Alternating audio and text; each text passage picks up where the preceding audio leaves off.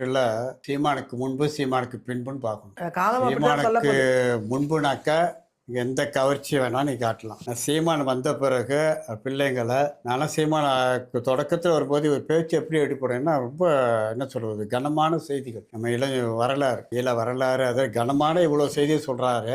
எப்படி ஏன்னா வரலாறு சொன்னா நீங்க யாருமே இலக்கணம் சொன்னா யாரும் உட்கார்ந்து கேட்க போறதில்ல.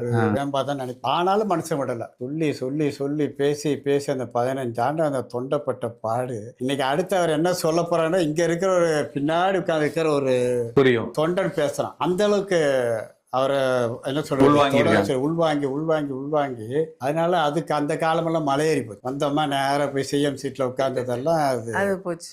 சீமான் இருக்கிற வரை, அது அவரோட கொள்கைங்க இருக்கிற வரை ரொம்பவே மாற்ற 35 லட்சம் பேர் என்ன சொல்றோம், எல்லாரும் விதை எல்லாம் வேர் விட்டுடுச்சு. இப்போ உலகம் முழுக்க பரவி இருக்க தமிழ்நாட்டை வேர் விட்டாச்சு. அதெல்லாத்தையும் அடியோடு வேர் எடுத்துட்டோம்னா நிம்மதியா உட்கார்ந்தானுங்க. எங்க இருந்து வந்தாரோ தெரியல. வேர் விட்டுடுச்சு. இப்போ ஆழமா வேர் ஆணி வேரெல்லாம் எப்படி சொல்றது, உறுதியோட இருக்கு. அதனால வந்துட்டு அரசியல் பண்றது, சீமான் அரசியல் பண்ணா தப்பிச்சுங்க. அம்மா தான் சொல்லுவாங்க, சீமான் வந்த பிறகுதான் கட்சியோட பேர்ல திராவிடன்றது தூக்குனாங்க. நம்ம கட்சிக்கு அப்புறம் தான் தமிழர் வெற்றி கழகம் தான். திராவிட வெற்றி சீமான் திராவிட வெற்றி கழகம் வச்சிருப்பாங்க.